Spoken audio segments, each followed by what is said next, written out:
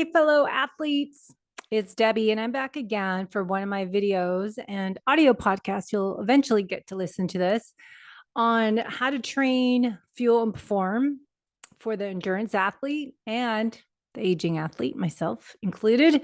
And I am doing little broken up podcasts on this topic with my slides. So great to, if you need a visual aid, head over to the YouTube channel and let me pull up my slides right here where we left off. And I want to kind of go backwards a little bit.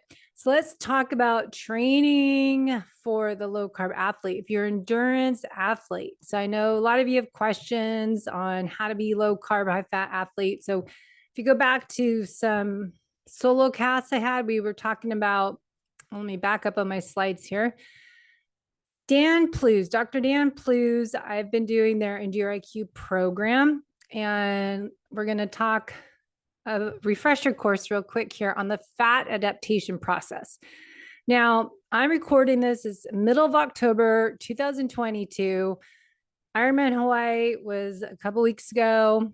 This is the time of year to work on your fueling and transitioning to a low carb athlete. If you're not fat adapted, doesn't have to mean zero carb. Remember, it's finding the right nutrition, balancing those macronutrients, whatever ratios that is for you, that gives you the ability to burn fat. And then we work on becoming metabolically flexible so you can burn carbs as well. So we still need metabolism for both fat and carbs. Now, off season, when you're not training, because we want to cut down on our workouts, we want to do this 4 to 6 week adaptation program for athletes. Now, the time frame for this is different for the female athletes. So let's pull this up full screen. Now, endurance athletes, typical standard American diet is going to be different.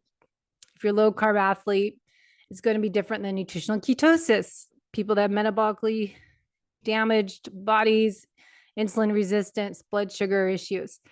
That keto, typical keto is about 20 to 50 grams of carbohydrates.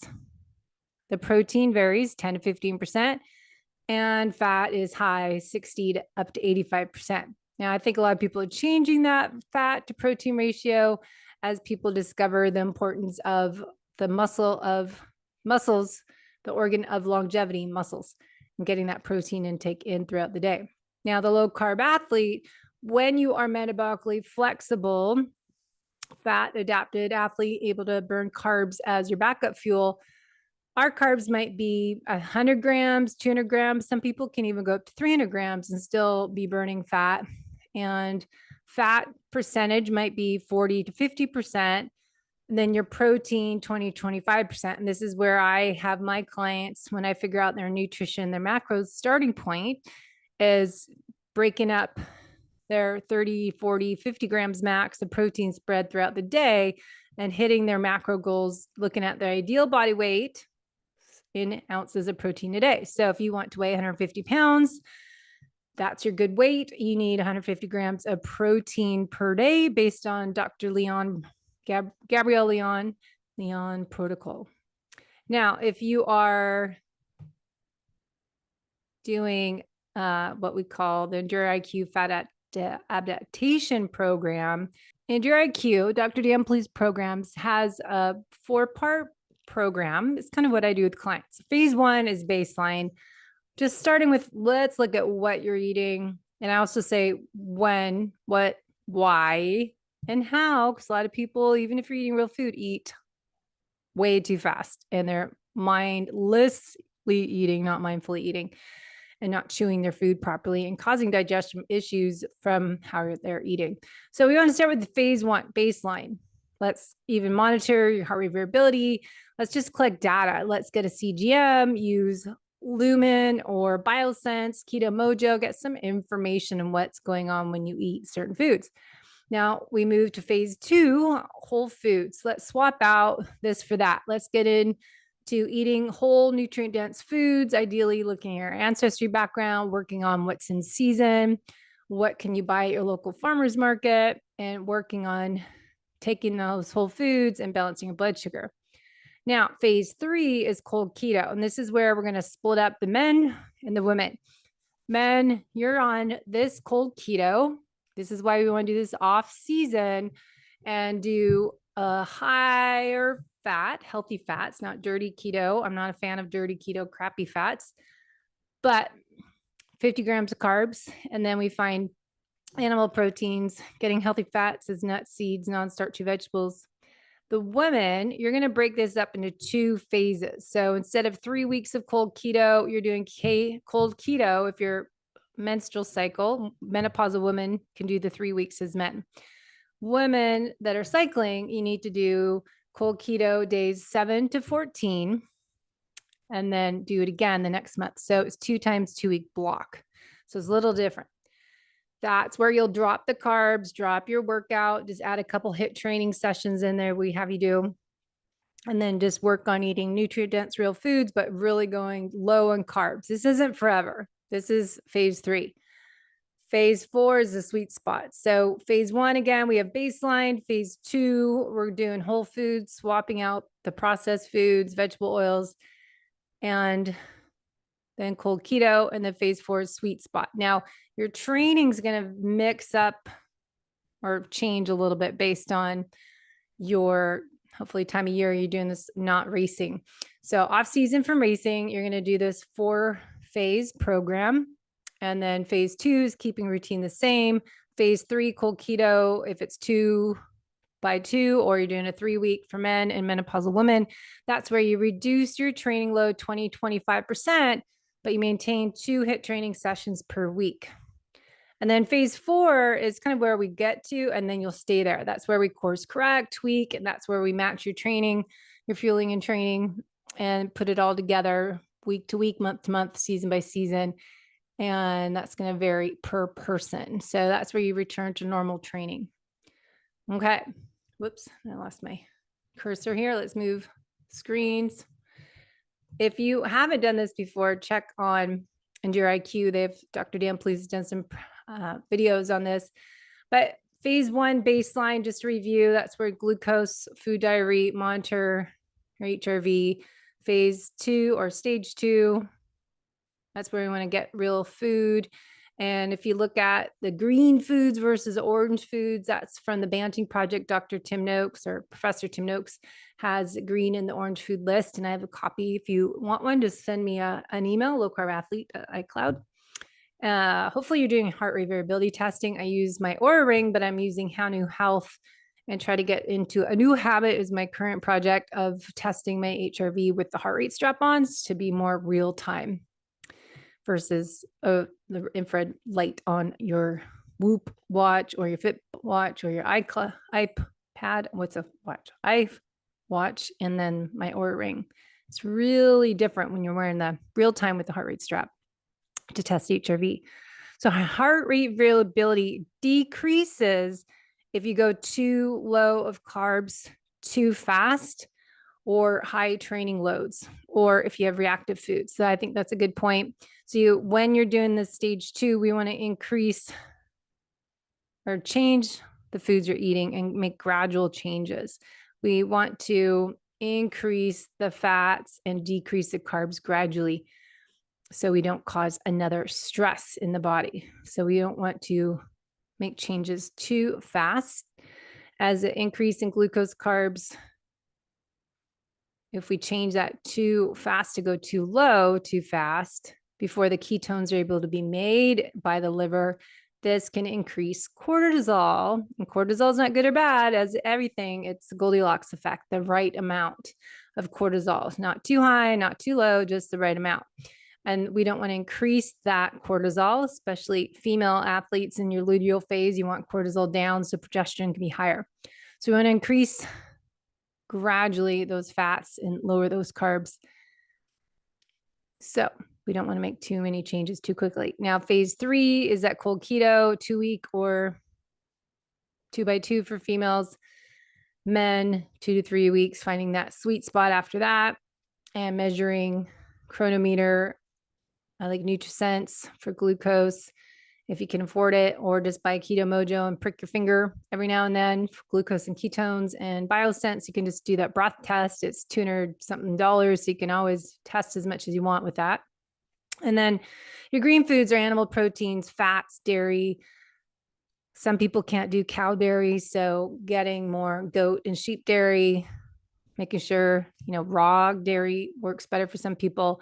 Nuts and seeds, that varies per person. If you have gut issues, you may need to properly prepare them, soak them overnight. And vegetables, I would go for more the good liver detox vegetables. Crucifix vegetables is broccoli, cauliflower, Brussels sprouts, asparagus. Those work a little better. A lot of people, we looked at lectins, phytates, oxalates, FODMAPs. There's nothing really left if you work on that list. So then cold keto is, 3 weeks. I said 2 weeks in another slide, but it's 2 by 2 for females that are cycling. So female athletes adjust cold keto phase late follicular to ovulation week or the first 2 weeks of the cycle, testing your heart rate variability, glucose in the mornings, which can, do mid-morning, not first thing in the morning, because it's going to be higher anyways with natural spike in cortisol in the morning. So I'm going to test and not guess. So what does it look like a cold keto day? Dr. Dan Plews does his morning fat coffee, adding MCT oil, collagen. I really like Bubs collagen. You can get a discount, low carb athlete. If you head to Bubs, they're actually made here locally where I am. They're in Encinitas, California.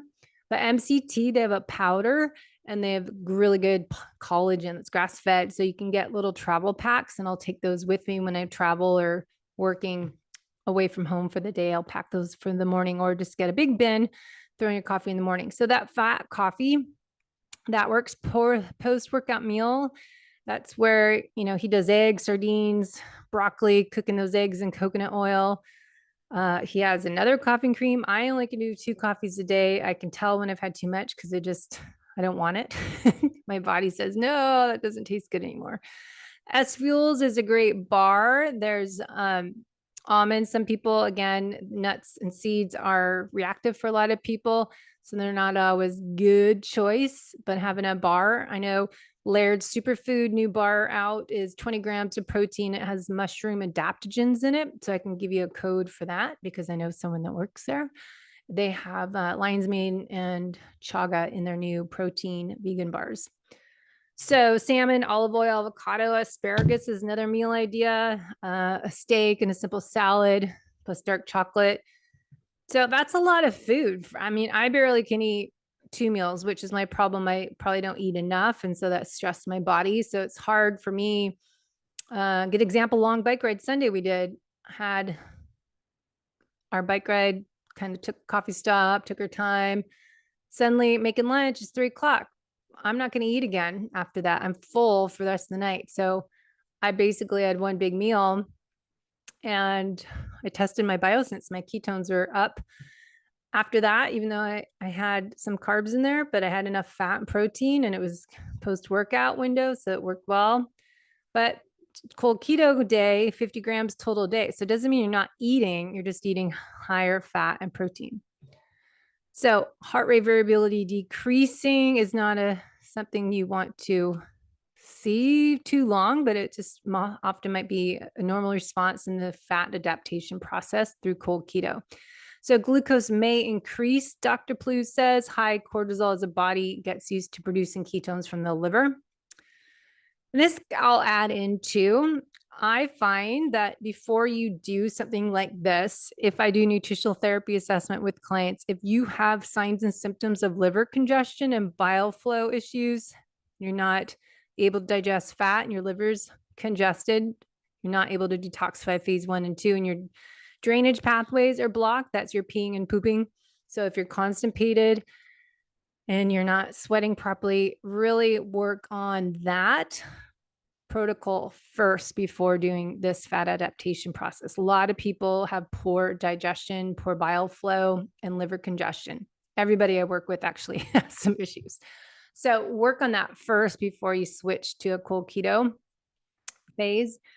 Adding higher intensity workouts in cold keto phase keeps the body from adapting normal to have a little lower performance. But Dr. Plews has you do 2 HIIT training, which is just short, 20, 30 second sprints in that. So you're helping get a good workout in and help you through that transition period because you have carbs as fuel.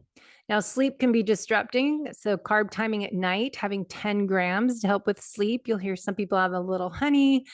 That might feel good. Having a little something before bed as sodium, magnesium. I like Real Light or almond tea.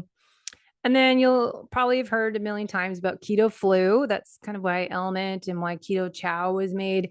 The body's low in carbs. So you're struggling in this transition phase from being a carb burner to being able to be fat adapted in nutritional ketosis. So adding more salt, potassium, magnesium is important. So adding real salt, Redmond's real salt, I'll pour all over my food. So that sweet spot, once again, this is all review. Low carb, high fat for an athlete can be 100, 200 grams of carbs. So plus or minus, that's where we kind of tweak and adjust based on how do I feel? How's my workouts? How's my sleep? How's my energy throughout the day? Am I full and satisfied and energized between meals? Am I bloated? Am I gassy? Am I having digestion issues? So really working on this diet check record form I give people. What does this food, how does it make you feel? So adjusting your carbs, 50 grams at the low end, 130, maybe higher, eating what that chart, the Banting chart, green foods, and adding in some orange foods sometimes, carb timing to use going to be different time of day post workouts.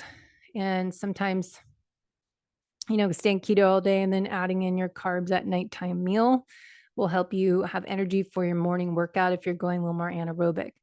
So female athletes adjusting macros to the luteal phase. Your luteal phase, your carbs are going to be a little bit higher, but you want to look at progesterone building carbs. So those tropical fruits, those, I'm forgetting all them, but sweet potatoes are on my blog. You can get all this in there. So athletic fuel source for the standard American athlete diet plan. They're doing, the low fat, the high carb and protein, they're doing 50, 60% of carbs, where the low carb, high fat athletes go doing 50, 60% fat, 20, 30 carbs, 20, 30 protein. So when I'm working on a client's macros, I might be having them do like a 40, 30, 30 or something, and then adjust those carbs and fat based on their performance and time a month for the female athlete. So training low, racing high. That's something we're talking about too, the last few episodes, keeping your carbs low and then save them for dinner time, have minimal carb use towards the actual event. And then you add in carbs as we get closer to your race. So those carbs are nature carbs as beetroot, onions, parsnips, potatoes, sweet potatoes, carrots, things like that. So you want to do low glycemic carbs. So you'll see, I find heart rate variability always interesting, but heart rate variability may be decreasing if your carbs are too low, as I said before, or your training intensity is too high. So monitoring your HRV really teaches you a lot about what's going on with your body. Example, I just got food poisoning the other day and my aura score, I'm usually 120 HRV and my aura 140. It's my higher end. And then I was down to 50. Everything was in the red flag warning, red alert, because I had food poisoning. So big stressor on my body. So HRV was way down and my heart rate was normally 40, was up at 60. My body temperature is up. So monitoring all this data is really important for performance and longevity, as well as fat loss. So high intensity, your performance is decreasing. If you find it going, you're getting slower, not faster. And I think a lot of people need to ask that question. Am I eating too low of carbs, or am I eating the right foods for my body? For females, my time of the menstrual cycle and high intensity athlete. If you're doing in intensity intervals, some people say you might need more carbohydrates. So it depends on your athletic events. But if over 6 weeks, your high intensity is going down instead of going up, your performance is going down, you want to try adding in some carbs. And that could be 20 grams. It's not like you're carb loading. You're still keeping that blood sugar in check and eating more of the foods on the list, orange foods at dinner. And that will help you for that morning workout. So it's just, as I said, the 20 grams. That's why I like adding a little bit of layered superfood creamer into my coffee, because it has a little bit of carbs, like a few grams, but then I can add some collagen, the MCT oil, and sometimes I still add a little heavy cream and blend it together in the magic bullet and add that in my coffee. But I don't like eating food before I work out, but that's a way to get some calories and not stress your body. So this is where I was trying to start training types. And we want to match our fueling and our training to improve fat loss, health, and performance. So we want to look at MAFFTone. We've talked about over 10 years. We want to be fit and healthy and a happy athlete. So we want to test, as I said, 5 times, I think already, HRV, resting heart rate, deep sleep, and your REM, and your glucose, and your ketones should be on there too. So endurance training, this is where I find it really interesting. Everyone is talking on podcasts about zone 2 training. We've been talking about this forever. We've been doing zone 2 training forever. It's what I do probably too much of in the past and not enough speed work. So nothing new, people. Zone 2 is what us endurance athletes with MAFFTone type of training have been doing forever. So zone 2 is max aerobic function heart rate is MAF training, 80% training in that endurance, trying to build up where we're oxidizing high number of fat. So we want to do 80% once we're fat adapted, train off season. This is where you'll stay most of the time. And then if you do the MAFFTone method, you start doing a monthly test and see, all right, am I getting faster at say 140 heart rate? I'm going to run this course. So it's 5 miles. I'm going to measure my 3-mile part on this same course once a month to see if my times improve at that set heart rate on that set course. So testing and not guessing, that is also important to do with the MAF test. Now, endurance training, off season, I would be doing more of this 80%. And then adding in the speed workout. Females, we need to do more 20, 30-second all out sprints. And you can do that at the end of your workout. So if you're doing zone 1, zone 2 workout, MAFFTone style training and doing this off season recover, you can still do that and then finish your workout with say 5 30-second sprints. Or like there's a hill at Fletcher's Cove, Solana Beach that I'll run first and then finish doing this 10-second hill repeat and do that 5 times. Or where I live is on top of a hill and I could do hill repeats, or I run at Torrey Pines once every few weeks and I'll do a hill strength training anaerobic workout there. So, looking at that, ENDUREIQ has a great article on training intensity from polarized to pyramid type of training for long distance triathlon you can read. All right. So polarized training is the 80-20.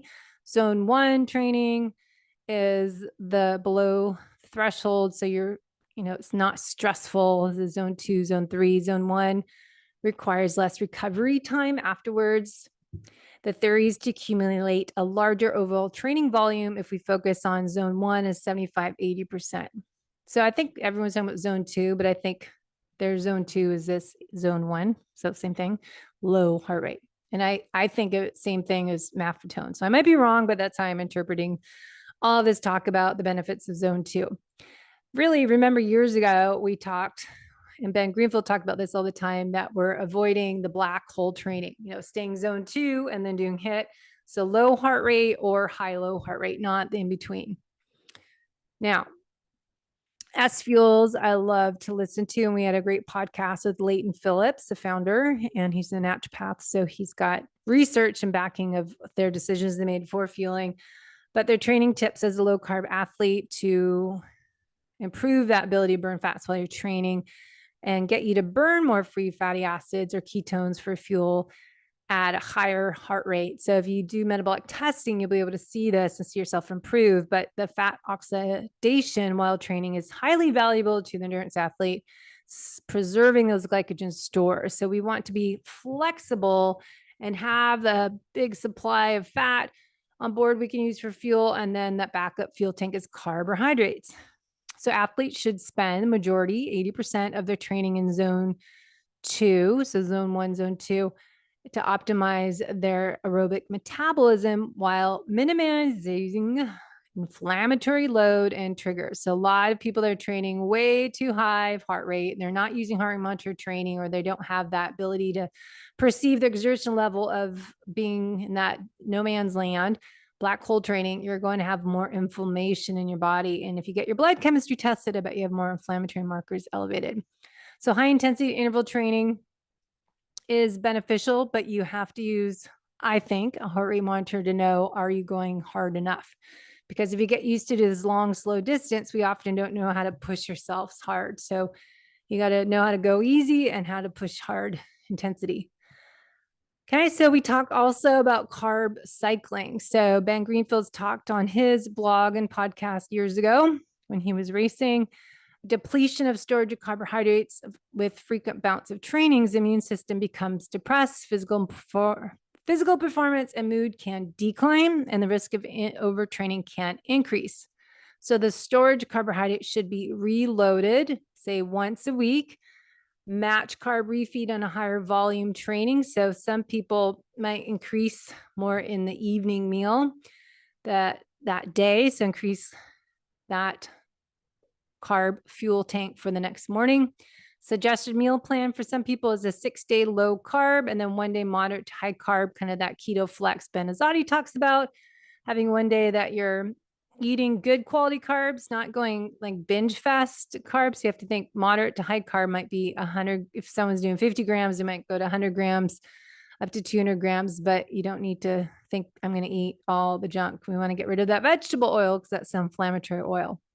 What about the female athletes? So Stacy Sims, Dr. Stacy Sims, we talked about this last episode.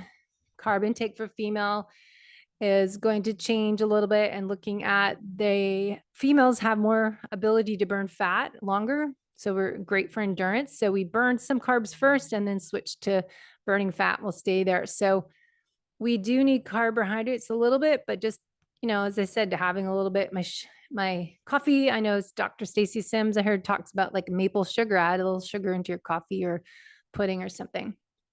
So Endure Athletes program, Dr. Dan Plu's program, training the female athlete, we want to look at more so, I think, is that what we need to be aware of is training during the cycle. So the luteal phase at end of the cycle, the last week before you start again, your perceived exertion's higher, your heart rate's higher at the same intensity. So you have to work harder and we have decreased maximum endurance. So we want to do more of a nurture phase that week before your cycle begins.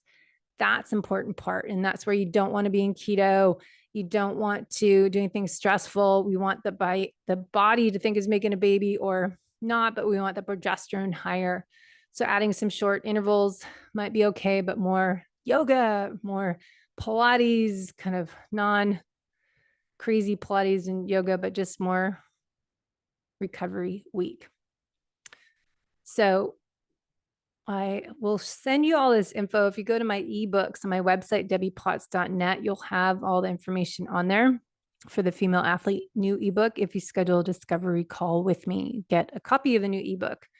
Now, training low, we want to look at matching the fueling and training. So if you find carbs help your performance, some people do because they push themselves hard in a race, that's where you want to choose real whole foods as, say, sweet potatoes. Nutrient timing is key and matching that intensity of your workout with the fuel. So if you're doing, for example, SFUELS example is 4-hour ride, and then you're going to go run, say 30 minutes. You can have an SFUELS bar and drink during that workout. Now, post-workout, that's where you can add in your carbs, your muscle fuel tank will be open so you can restock that. Carbs will go into those muscles for next workout. Your liver and muscle glycogen tanks will probably be empty if you're doing a higher intensity workout. So if you're doing a lower carb meal to higher carb later meal, that might be okay for some people. I am more carb sensitive and it depends on my workout, but I'm experimenting, adding in a little bit more carbs and not being so strict because I realize I'm not as fast as I want to be. So maybe I do need more carbs, right? So you have to be open to that, not be so set in your ways that you're being in keto and you are fat adapted. Well, what if you're still slow and you don't have that little pick up and go? Maybe you need to add in some strategically placed carbs, real food sources. And if you're doing Essential amino acids before, during, after your workout is great. I have KETONE to get that full essential amino acid profile. Then if you're doing a higher intensity workout, eating a little carbs before as SFUELS or LAIRDs as that 20 grams, and having a fat coffee might be good. Okay, so not everyone can do super high fat. So you want to look at your genetics as the PPAR gene. If you have an inflammatory response to a ketogenic diet, that does happen for some people. If they have hypercholesterolemia, you want to look at that. But if you are okay on doing high fat, low carb, a few days before a race, you can add in those sweet potatoes, yams, or white rice, safe starches. Look at what safe starches are. Those are your healthy carbs to add in before a race, like 3 days before, say your 130 grams, 100 grams total day. Then 3 days before, add another 50 grams. And then days 2 and 3 before the race, add another 50 grams. So maybe you're up to 200 grams. All right. So SFUELS, pre-workout, you're training that body to burn fat. So if you're doing the low intensity training, you can do fasted work if you're a man. Women might need a little something. Meals before, athletes, there's some information if you're doing fasted or fed state. I think it depends on what time of day you're working out. If it's first thing in the morning, I prefer fasted. If I'm doing a later afternoon workout, obviously I'm going to eat, but like 2 hours before, because I don't think anyone feels good with food in their stomach. And if they have slow digestion, you don't want to work out with that food rumbling around. So first meal, pre-training is important. If you're, depending on the time of the workout, fasted exercise. If you're doing, as I said, first thing in the morning, that means nothing, no calories. Could be black coffee, tea. So if you're having any calories, that's technically not fasted. So what you eat influences your fat metabolism and how you adapt to that training, as fuel is not available, but that's going to be questionable for females versus males. They've said, and Ben Greenfield has a podcast he did for Dr. or Dan Pompa a few years ago. It's great. 10 benefits of fasted exercise. And all that information is different for females. So females do better with a little carbs before workout rather than fasted. Or you can just even, not even be carbs, there's a little bit of fuel as MCT oil and collagen in your coffee, and maybe add little maple sugar sprinkles or the Laird's sweetened vanilla coffee creamer.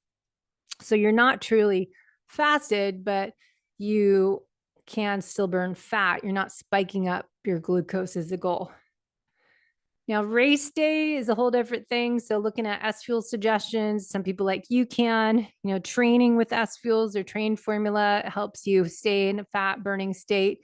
But if you're going more anaerobic, that's where you want to add Race Plus, and has that slow release carbohydrate and still has some fat. And I think one of them is the glutamine in it for gut health. And then there's a gel powder. So there's a Race Plus gel that you put in a flask, or there's powder, you can mix some water. So you don't want to consume insulin, trigger, grains, starch, simple sugars, large amounts of dairy on race morning.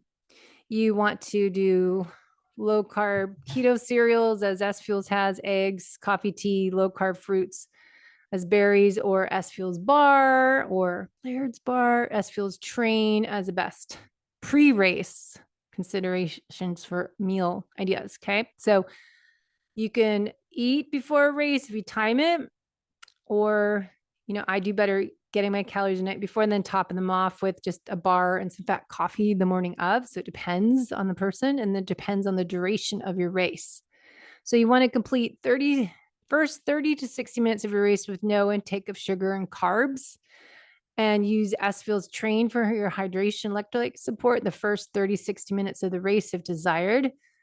And then they say using SFUELS Race Plus after, say, 60 minutes, when you start to do more of a high heart rate workout, that's an option for you. So SFUELS trained and SFUELS primed is a caffeine. And then when you're racing, SFUELS Race plus SFUELS primed. Okay, so check it out, test it, and not guess if it works or not. Nothing new race day. So on race day, the SFUELS train you want to start with, and then when you're doing anaerobic race, you can do the race plus. Now, interesting information they have on SFUELS website, applying the race plus, applying this to your race day prep helps your muscle cell glucose transporters, those GLUT4, to rapidly move to the muscle cell wall, open those glucose channels, and allow free flow of glucose into the muscle cells without insulin. That's at GLUT4 transporters. And the podcast I just came out with Dr. Mark, we talked about that as well. He did the GLUT4 transporter. So really important, like having a little bit of honey that still can open up those glucose cells without insulin. So I always think insulin open up the door to the cells the glucose can get in, but the GLUT4 transporters to your muscles, that's what we want to look at for athletes. We're different. So muscle cells are better positioned for improved oxidation of both fats and glucose, and that we can get a supply of energy and power. So nice, steady energy is what we want, right? So by helping the fat oxidation during high intensity racing, so if you want to get that fat oxidation closer to your anaerobic threshold and move up those levels where you have metabolic crossover, you'll burn less glycogen. So it's called glycogen sparing effect. And then, of course, you might know that GI distress is reduced when you have that larger window of burning more fat at higher heart rates and less reliant on fructose and glucose. That causes that GI distress. So, really working on the right type of sugar so it doesn't cause GI stress. So you want to train, sometimes do a practice race simulator, do a C race in your neighborhood and try out this fuel plan before you do it on race day. So don't do anything new on your A race day for your fueling plan. So we want to train low and race high, but maybe that race day is a practice race. So talk about caffeine. We talk about race mixes you can do. So all sorts of information, SFUELS, you can find on my website. And then if you've been following my Instagram, I've been talking about Ketone IQ shots. So Ketone IQ, you can save with the code low carb athlete, but I've been taking this before. So the protocol they have is 30 to 60 minutes before exercise with your usual pre-workout fuel, take a shot of the Ketone IQ. For extended exercise, take additional serving every 2 hours. So if I'm riding 4-hour bike ride on the weekend, I was taking it beforehand and then taking a shot halfway through. So I'll just put one of these in my bike pocket. Now, I would try it running, but I don't have pockets when I run. So I have to wait till I run with a jacket in the winter. But blood ketones levels will be highly dependent on each person, your metabolism activity level, and the dosage. And they say blood ketone readings will always be the most accurate method of determining blood ketone levels and adjusting accordingly. So you don't want more than 3 servings of Ketone IQ in a day. So be careful on that. But their studies show that, let me look back here. So for athletic performance, Ketone IQ elevates levels of ketones in the blood, which acts as a fuel and alters the way that the body uses other fuel sources. Ketones are 28% more efficient as a fuel than glucose alone and does not contribute to sugar crashes or insulin spikes. But this is helping athletes sustain peak mental clarity during competitions. So another study they had said that athletes saw a 2% increase in endurance after consuming ketones, which may improve performance. So I've been doing this test on my own bike rides and seeing how it changes. So that's where we'll end today, but keep up on my video series, how to match your fueling and training for the endurance athletes. So I will get back to work here and work on my client lab assessments and investigations and check their macros and their food log they use on Practice Better and their chronometer and their Training Peaks workout. So I got to get to work, but I just want to share that with you while I was working on it myself. See you later.